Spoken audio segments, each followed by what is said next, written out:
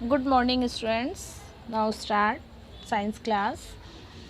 चलिए, अब हमने मेटल के बारे में पढ़ा था, मेटल की फिज़िकल प्रॉपर्टी के बारे में पढ़ा। अब हम पढ़ेंगे, अब हम देख रहे हैं नॉन मेटल्स। ठीक है, आपको टोटल एलिमेंट्स बताए थे मैंने 112 है ना।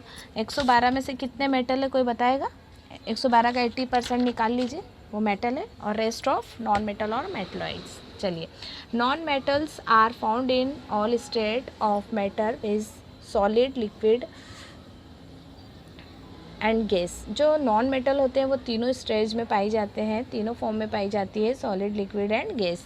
There are element which gain electron to form negative ion. जो एलिमेंट इलेक्ट्रॉनों को क्या करते हैं, गेन करते हैं, वो क्या कहलाते हैं? उन पे कौन सा चार्ज होता है? नेगेटिव चार्ज होता है। और जब नेगेटिव चार्ज होगा तो हम उनमें आयन कौन से होंगे? नेगेटिव आयन होंगे, है ना। अभी मैं आपको ये नीचे की इक्वेशन समझाऊंगी। Usually non metal have low density and lack in property of lustrous, malleability, ductility. मैंने आपको बताया कि ये जो प्रॉपर्टी है ये सभी किस में होती है? मेटल में होती है, ठीक है ना। तो जो नॉन मेटल होते हैं वो लो डेंसिटी के होते हैं, और ये सभी प्रॉपर्टी लूस्ट्रस, मैलेबिलिटी, डक्टिलिटी उसमें क्या होती है? एब्सेंट होती है। At present about 24 non metals are known. अभी तक हम कितने नॉन मेटल्स के बारे में जानते हैं? टोटल 24 नॉन मेटल्स के बारे में जानते हैं। Out of this 10 are solid. उसमें से 10 तो क्या है? सॉलिड फॉर्म में है।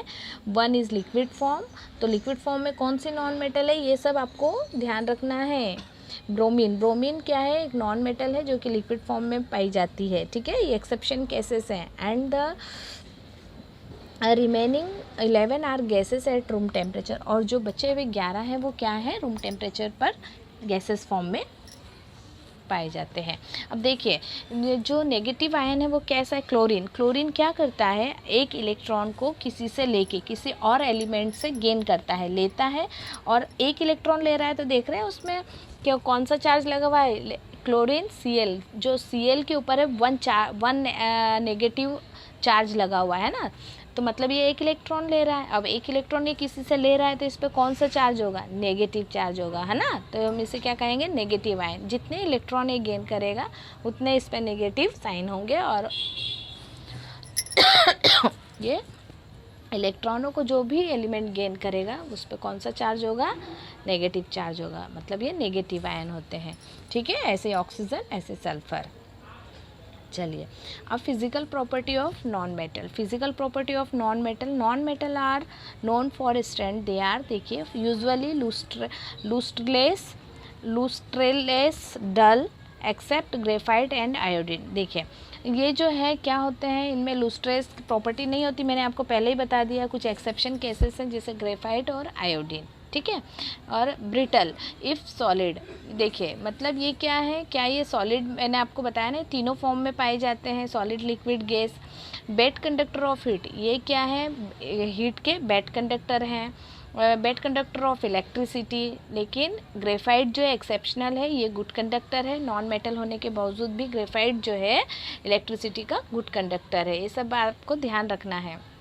नॉन सोनेरस, इसमें कोई धात्विक साउंड नहीं होता, है ना, स्पेशल साउंड नहीं होता, ठीक। They do not produce metallic clicking now today. 12 are solid. इसमें से जो टोटल हमारे नॉन मेटल्स हैं उसमें 12 क्या है? सॉलिड हैं, ठीक। Carbon, silicon, phosphorus, sulphur, iodine, ये सभी। और 1 जो है लिक्विड, ब्रोमीन जो है क्या है? लिक्विड फॉर्म में है, ओके। And 11 are gases. और जो 11 है वो क्या है? गैसेस में है। आपको बताया मैंने 12 सॉलिड फॉर्म में, एक लिक्विड। 12 जो आपके नॉन मेटल हैं वो कौन सी फॉर्म में? सॉलिड। और 1 जो ब्रोमीन है वो लिक्विड फॉर्म में मिलता है, और 11 जो है गैसेस फॉर्म में मिलते हैं। आपके नाम दिए हैं, hydrogen, nitrogen, oxygen, fluorine, chlorine, helium, neon and organ. Under ordinary condition, जो है नॉर्मल कंडीशन पे, ठीक है। अब देखो ये comparison between physical property of metal and non metal. अभी तक मैंने जो आपको प्रॉपर्टीज़ बताई हैं उन दोनों मेटल एंड नॉन मेटल की, उनको कंपेयर करके यहाँ दिया हुआ है कि फिजिकल स्टेट कैसी है ना, सॉलिड स्टेट है या लिक्विड स्टेट है। तो आपको मैं ये सब बता चुकी हूँ। वही प्रॉपर्टीज़ को यहाँ पे क्या किया है, कंपैरिजन किया हुआ है। ठीक है, ये टेबल मैंने आपको आंसर में सेंड की है, क्वेश्चन का आंसर है difference between metal and non metal. ठीक है बेटा, तो इस तरीके से आपका ये डिफरेंस हो गया।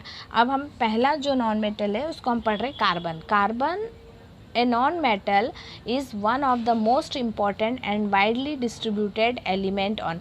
देखिए कार्बन जो है एक नॉन मेटल है और ये बहुत ही इम्पॉर्टेंट है। ये जनरली बहुत अधिक मात्रा में पाया जाने वाला है अर्थ। और कहाँ पे, ये देखिए ये पाया जाता है एलिमेंट ऑन अर्थ पे मिलने वाला है सबसे ज़्यादा मात्रा में नॉन मेटल है।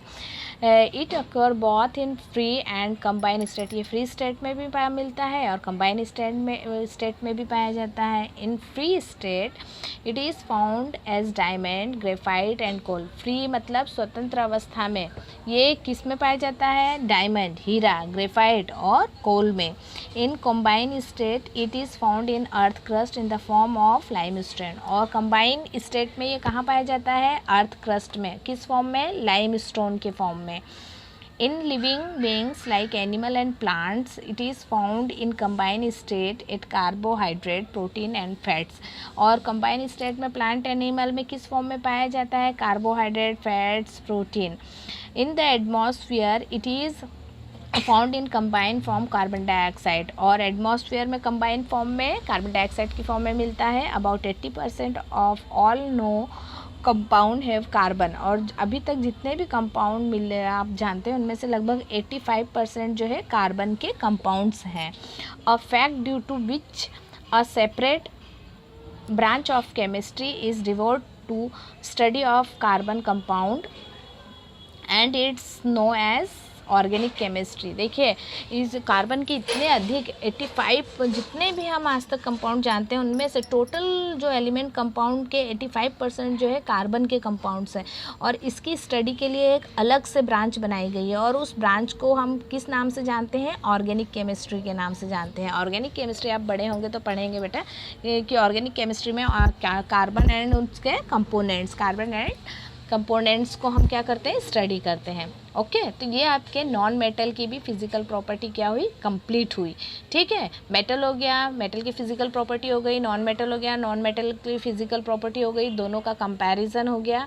अब नेक्स्ट क्लास में हम पढ़ेंगे chemical property of metals. Okay.